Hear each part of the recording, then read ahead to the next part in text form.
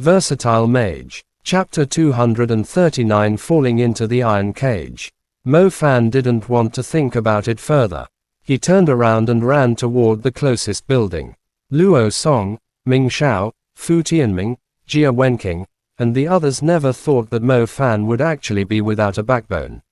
Not only did he just run away, he also yelled out strangely. They began to chase after him. Mo Fan was running while using evading shadow. His speed was much faster than theirs.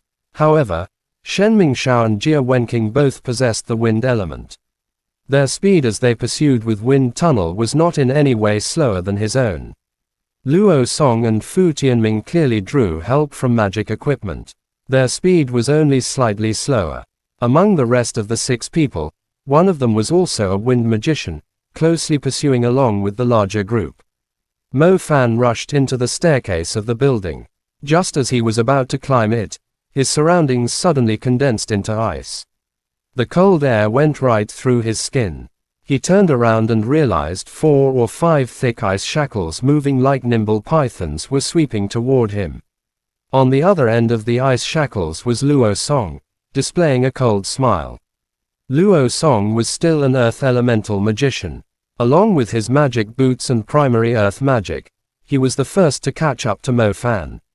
Let's see where else you can run to. A hole appeared on the granite staircase after the thick ice shackles smashed onto it. Strange, where is he?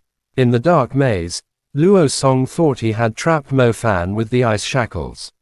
Who would have known that after he ran upstairs, he couldn't even see Mo Fan's shadow. He must have run inside. Quick, don't let him hand over the shadow beast. Shen Mingxiao used wind tunnel and ran in as he made an intuitive decision. The group did what they did best.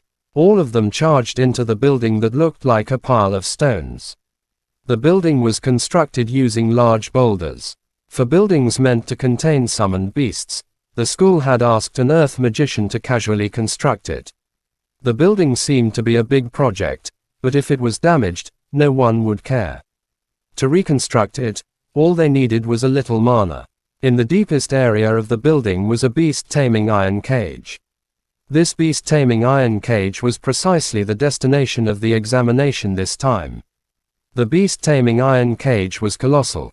It was no way inferior to the venue that had held the rookie competition. In terms of area, it could fit at least a soccer field. The iron cage was 20 meters tall and appeared to have been constructed with steel-reinforced bars, supplemented with a little magic. For magical beasts under the commander level, they could only dream of trying to break through this iron cage in a short period of time. The building was also within the Great Formation of the Nyx regime. However, it was at the very edge of it, as there was only a little darkness pervading this place. The fog flooded the entire open-roofed building and down around the large rusty iron cage. The beast-taming iron cage gave off the feeling that its depths hid some kind of gigantic beast, raising hackles of dread. Mo Fan was running with all his might. In the darkness, his visibility was very limited. Thus, when he found a place to hide, he accidentally entered the iron cage. The beast-taming cage's gates were hanging in the air. They were completely covered by dark fog, and Mo Fan didn't realize that he had charged into the gigantic iron cage. Clang! Suddenly, some kind of metal smashed down onto the ground from above. Mo Fan turned around and realized that behind him was a 20-meter tall iron door. It let out a massive sound as it hit the floor, making the ground tremble. Mo Fan didn't understand how this iron door would drop down. However, when the black fog in the surrounding area slowly dispersed, he finally realized that he was already inside the beast-taming iron cage. He could only roughly see about 20 meters within this fog. The truth was, 20 meters was not enough to see the other end of the iron cage. It was Mo Fan's first time coming here. How could he know that the iron cage was actually this big? What he never expected was that the only exit out of the iron cage was completely blocked off by that gigantic iron door. Iron rods like tree trunks rose up side by side. Unfortunately, the space between them did not allow anyone to pass through. The top of the iron cage was a dome made out of evenly arranged iron wires. It appeared to be circular. This signified that he couldn't escape from the top, either.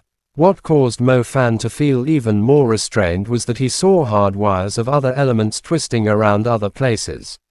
Their weave turned into an iron net, completely destroying Mo Fan's thoughts of escaping. Just who designed this damn iron cage?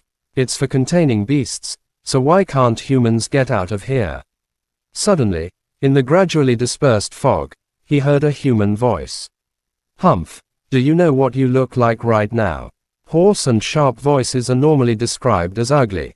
However, this guy's voice was similar to that of a ghost. Those who heard it would feel their hair stand up. It seems like you've been waiting here for a long time. Mo Fan looked for the mysterious person who had closed the iron door. It's you who walked right into the trap. I've already obtained the Shadow Beast, so now I hope the school will join me in appreciating the most exciting performance yet. The voice came from Mo Fan's left. Mo Fan turned and realized there was a person standing by the staircase outside of the iron cage. He was wearing a mask that nearly covered his eyes with a very long fringe. The black fringe covered the other half of his face. Thus, you could only see this person's right eye. That eye was filled with madness. Who are you? Mo Fan stood within the iron cage as he gazed at this person. You don't recognize me. You don't recognize me. The man that had revealed one eye suddenly began to laugh. This voice sounded particularly mournful within the beast-taming iron cage. Your voice sounds like a gawking crow. Sounds a little familiar, Mo Fan responded.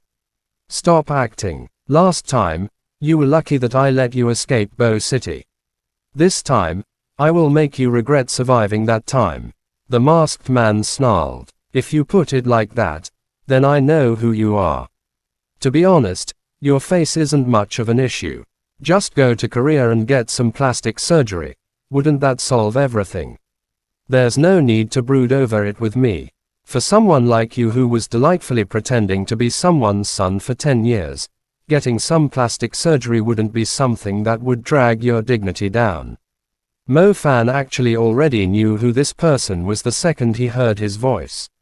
He. Soon enough, you will kneel down and beg me to leave you with a whole piece of skin. Yu Ang's voice was cold. Yu Ang, I have a question, Mo Fan asked, smiling coldly. If you were to fail this mission once more, would your superior ruin the other half of your face as well? Mo Fan asked slowly and deliberately. Mo Fan's cold smile gradually turned increasingly more sinister. Yu Ang swore that if this scoundrel mentioned the word face one more time, he would cook him alive and make him into a human flesh congee. Then he would force his loved ones to drink it. Zhu Zhaoting was not at all like this Mo Fan, who was looking for death. In the end, he was still turned into a slave, and in so much pain that he had preferred to die. Yu Ang hated this Mo Fan to the bone. He would torment him even more. Chapter end. Please guys like, comment, share, and subscribe.